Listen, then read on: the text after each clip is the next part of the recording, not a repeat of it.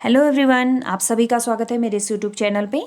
हम पढ़ रहे हैं कक्षा 8 की हिंदी की पाठ्यपुस्तक बसंत भाग 3 का हम पृथ्वी की संतान पाठ। यह आपके कोर्स में केवल पढ़ने के लिए दिया गया है, लेकिन यह बहुत ही महत्वपूर्ण पाठ है। इससे आपको कई महत्वपूर्ण जानकारियाँ मिलेंगी। तो आइए इस पाठ को पढ़ लेते हैं। प्रदूषण के महासंकट से निपटने के लिए विश्व भर के राष्ट्रों की एक बैठक 5 जून 1972 को स्टॉकहोम, स्वीडन में हुई थी। 5 जून 1972 यानी कि 5 जून 1972 को स्टॉकहोम यानी कि स्वीडन में प्रदूषण के महासंकट से निपटने के लिए एक बैठक हुई थी, जिसमें कई राष्ट्र शामिल हुए थे। इस अवसर पर तत्कालीन प्रधानमंत्री स्वर्गीय श्रीमती इंदिरा गांधी ने अपने अभिभाषण में माता भूमि पुत्रो अहम पृथिव्या का संदेश दिया था। यानी कि इस सम्मेलन में हमारे देश का प्रतिनिधित्व उस समय की प्रधानमंत्री श्रीमती इंदिरा गांधी जी ने किया था, और उन्होंने वहाँ पर क्या संदेश दिया? माता भूमि है, यानी कि ये जो भूमि है वो हमारी माता है, पुत्रो अहम पृथिव्या, और हम पृथ्वी के पुत्र हैं। ऐसा संदेश उन्होंने अपने भाषण के माध्यम से उस सम्मेलन में दिया था। इस दिवस की स्मृति में ही प्रत्येक वर्ष 5 जून को पर्यावरण दिवस हम मनाते हैं। सन 1992 में रियो डी जेनेरो, ब्राज़ील में एक पृथ्वी सम्मेलन आयोजित किया गया था, जिसका एकमात्र उद्देश्य यही था, पृथ्वी को बचाओ। पृथ्वी एक विशाल पारिस्थितिकी तंत्र है, जिसमें 2 प्रकार के प्रमुख घटक शामिल हैं, जैविक और अजैविक। अब जैविक घटक जो जीवित जीवाश्मों प्राणियों से बने हुए हैं, और अजैविक घटक जिनमें प्राण नहीं होता है, जैसे मिट्टी, कंकर, हवा, पानी आदि। तो इन दोनों घटकों से मिलकर क्या है, हमारा जो पारिस्थितिकी तंत्र है वह बना हुआ है। जैवमंडल का निर्माण भूमि, गगन, अनिल अर्थात वायु, अनल अर्थात अग्नि, जल नामक पंच तत्वों से होता है, जिसमें हम छोटे बड़े एवं जैव अजैव विविधताओं के बीच रहते आए हैं।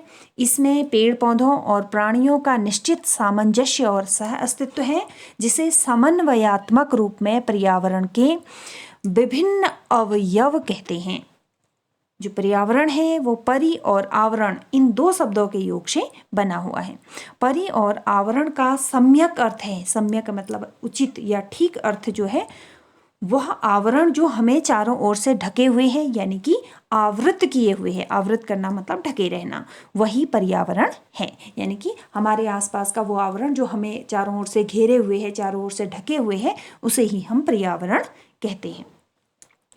प्रकृति और मानव के बीच का मधुर सामंजस्य बढ़ती जनसंख्या और उपभोगी प्रवृत्ति के कारण घोर संकट में है। यानी कि पहले हम प्रकृति और मानव के बीच में एक मधुर सामंजस्य था, यानी कि जो मानव था वो प्रकृति से पूरी तरह जुड़ा हुआ था, उसकी सुरक्षा के प्रति ध्यान दिया जाता था, क्योंकि हम पूरी तरह से पर्यावरण पर निर्भर है। हम अगर हमारा पर्यावरण नष्ट होता है तो हमारा विनाश भी निश्चित है। इसलिए लेकिन जब मानव के बीच में जनसंख्या बढ़ती गई और उपभोगी प्रवृत्ति के कारण वो प्रकृति को नष्ट करता चला गया, तो अब जो पर्यावरण है वो संकट में आ चुका है।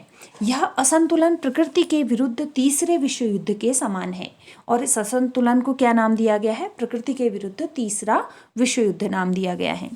विश्व भर में वनों का विनाश, अवैध और असंगत उत्खनन, कोयला, पेट्रोल, डीजल के उपयोग में अप्रत्याशित अभिवृद्धि और कल कारखानाओं के विकास के नाम पर विस्तार जो किया जा रहा है, ये सारी चीज़ें क्या हैं? पर्यावरण को संकट में डाल रही हैं। मानव सभ्यता को महाविनाश के कगार पर लाकर खड़ा कर दिया है। यानी कि इस तरह से वनों का विनाश होने से, अवैध और असंगत उत्खनन होने से, कोयले, पेट्रोल का, डीजल जो है वो अत्यधिक मात्रा में उपयोग किया जा रहा है, इन चीज़ों को, इसलिए जो इनकी कमी होती चली जा रही है। और कल कारखाने स्थापित करने के नाम पर क्या किया जाता है? वनों को काट कर भूमि को कल कारखानों के लिए प्रयोग किया जाता है। तो इस तरह से मानव सभ्यता जो है वो महाविनाश के कगार पर आ गई हैं।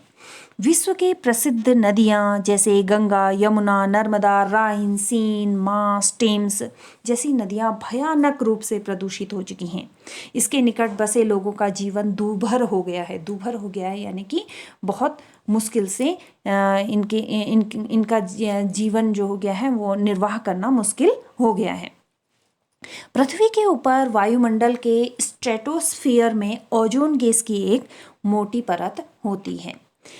यह धरती के जीवन की रक्षा कवच है, जिससे सूर्य से आने वाली हानिकारक किरणें रोक ली जाती हैं। यानी कि ओजोन लेयर जो है वो सूर्य से आने वाली हानिकारक पराबैंगनी किरणों को रोक लेता है, उसे पृथ्वी में नहीं आने देता है। किंतु पृथ्वी के ऊपर जहरीली गैसों के बादल बढ़ते जाने के कारण सूर्य की अनावश्यक किरणें बाह्य अंतरिक्ष में परावर्तित नहीं हो पाती हैं, जिसके कारण पृथ्वी का तापमान यानी कि ग्लोबल वार्मिंग बढ़ता जा रहा है। अब कहने का मतलब यहाँ पे क्या है, ओजोन जो लेयर है हमारे एटमॉस्फेयर में, उसमें होल हो जाने के कारण या वो उस सूर्य की पराबैंगनी किरणों को, हानिकारक किरणों को वो वापस नहीं भेज पा रही है, परावर्तित करना यानी कि उसको लौटाकर वापस नहीं भेज पा रही है, जिसके कारण जो धरती पर क्या है तापमान बढ़ रहा है और जिससे ग्लोबल वार्मिंग बढ़ रही है। इससे छोटे बड़े सभी द्वीप समूहों और महाद्वीपों के तटीय क्षेत्रों के डूब जाने का खतरा बढ़ गया है। जैसे कि जब ग्लोबल वार्मिंग बढ़ती है तो जो ध्रुवीय प्रदेश होते हैं जहाँ हमेशा बर्फ़ जमी रहती है, वहाँ बर्फ़ पिघलनी शुरू होती है और वह जो पानी है वो समुद्र का जल स्तर बढ़ा देता है और जिससे जो तटीय क्षेत्र हैं उनके डूब जाने का खतरा बढ़ जाता है। इसी को हम ग्रीन हाउस प्रभाव कहते हैं। यही स्थिति रही तो मुंबई जैसे महानगर प्रलय की गोद में समा सकते हैं। पृथ्वी पर बढ़ते तापमान के कारण विश्व सभ्यता को अमृत एवं जल यानी कि पोषक जल प्रदान करने वाले जो ग्लेशियर या तो लुप्त हो गए हैं या लुप्त होने की ओर बढ़ते चले जा रहे हैं। ग्लेशियर का मतलब आप लोग समझते हैं, ग्लेशियर जो हिमनद है, तो वो धीरे धीरे क्या होते जा रहे हैं, पिघलते जा रहे हैं और लुप्त होते चले जा रहे हैं। अमृत वाहिनी गंगा अपने उद्गम गंगोत्री के मूल स्थान से कई किलोमीटर पीछे खिसक चुकी है। यानी कि मूल स्थान जहाँ पर पहले से हुआ करता था उससे कहीं ऊपर वह पीछे की ओर वह खिसक चुकी है। प्राकृतिक आपदाओं में बढ़ोतरी के कारण लाखों लोग शरणार्थी बन चुके हैं। विशेषकर अपने भारत में ही बांधों, कारखानों, हाइड्रो पावर स्टेशनों के बनने के कारण लाखों वनवासी भाई बहन बेघर होकर शरणार्थी बने हैं। यानी कि जिन जगहों पर कारखाने, बांध या हाइड्रो पावर स्टेशन बने थे वहाँ के लोगों को अन्य क्षेत्रों में शिफ्ट किया गया। अब वह उन क्षेत्रों में उनका उचित प्राकृतिक परिवेश न होने के कारण वे शरणार्थियों की तरह जीवन बिता रहे हैं। पर्यावरण के प्रति गहरी संवेदनशीलता प्राचीन काल से ही मिलती है। अथर्ववेद में लिखा है, माता भूमि पुत्रो अहम पृथिव्या, अर्थात भूमि माता है, हम पृथ्वी के पुत्र हैं। एक जगह यह भी विनय किया गया है कि हे पवित्र करने वाली भूमि, हम कोई ऐसा कार्य न करें जिससे तेरे हृदय को आघात पहुँचे। यानी कि हमारे अथर्ववेद में इस तरह की प्रार्थना की है कि हमारे द्वारा इस तरह का कोई भी कार्य ना हो जिससे प्रकृति को नुकसान हो।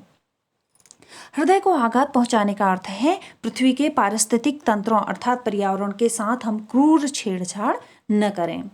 हमें प्राकृतिक संसाधनों के अप्राकृतिक व बेतहासा दोहन से बचना होगा।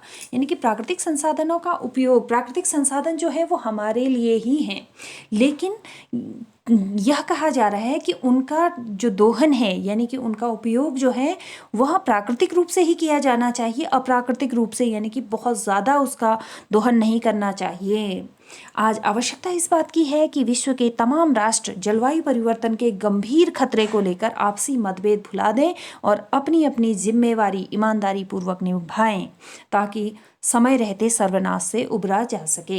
यानी कि ये जो असंतुलन है प्रकृति और मनुष्य के बीच में, ये संतुलन बहुत ज़्यादा ना बिगड़ जाए, इससे पहले ही हमें क्या कर लेना चाहिए, इस खतरे को भांप कर अपनी अपनी जिम्मेदारियों को निभाना चाहिए, अपनी अपनी जिम्मेदारियों को समझना चाहिए।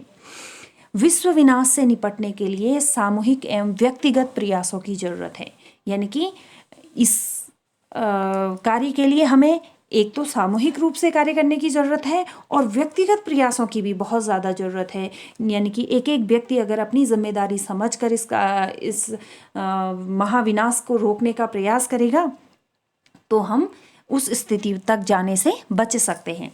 इस दिशा में अनेक आंदोलन हो रहे हैं। अरण्य रोदन के बदले अरण्य रक्षण की बात हो रही है। अरण्य रोदन क्या कहा जाता है?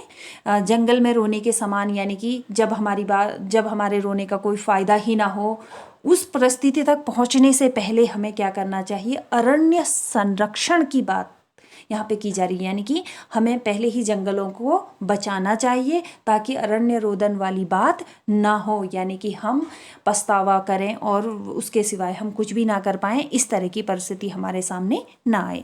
सचमुच हमें आत्मरक्षा के लिए पृथ्वी की रक्षा करनी होगी। भूमि माता और हम पृथ्वी की संतान, इस कथन को चरितार्थ करना होगा। यानी कि इस कथन के माध्यम से बार बार यह कहने का प्रयास किया जा रहा है कि जो भूमि है वो माता के समान हम लोगों का पालन पोषण करती है। उसने हमें रहने के लिए स्थान दिया है, वो हमारा अन्न जल आदि से हमारा पालन पोषण करती हैं।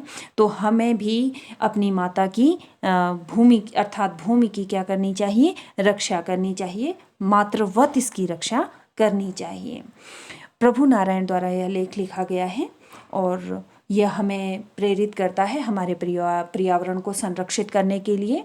जैसा कि आप सभी अपनी भावी पीढ़ी हैं हमारी, और आप लोगों को अपने भविष्य को बचाने के लिए प्रकृति को बचाना बहुत ज़रूरी है। आशा है आप लोगों को पाठ समझ में आया होगा। मिलते हैं अगले वीडियो में। धन्यवाद।